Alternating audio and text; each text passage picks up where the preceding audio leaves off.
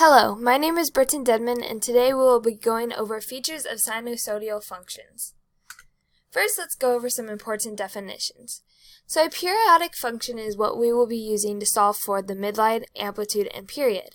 A periodic function is a function with intervals that are periodic. A midline is one of the values we'll be solving for using this periodic function. So the midline is the horizontal line of the periodic function. It's basically the middle point of that function. Amplitude is the height between the mean, so that midline, and the maximum or minimum point.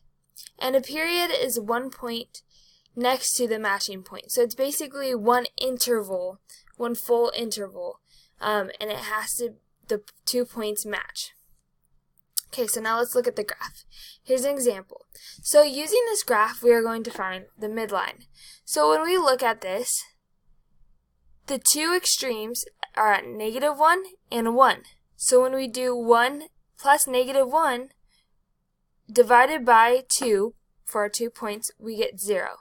So the midline will, right here, the middle line is 0. So it's our x-axis.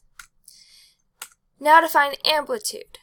Well, we know since this is our midline, amplitude going back is the height between the mean, so that midline, and the maximum or minimum.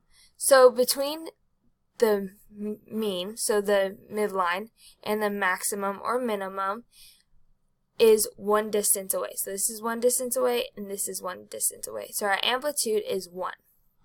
Now, when we're lastly looking at period, going back to the definition, is one point to the next matching point. So from one point to the next matching point. So when we do this, let's see. If I go from 0 to 3, that's one rotation back to the midline. However, we're going now, instead of an upward direction, we're going in a negative direction. So we're going to have to continue. We're still going negative, and now we're finally going back upward. So it's the same direction. So this right here from 0 to about 6.25 is one rotation. So that is our period. And you can see we have another period right here, and it goes on. So our period is 6.25. And that is how you find midline, amplitude, and period, which are all features of a sinusoidal function. Thank you for listening.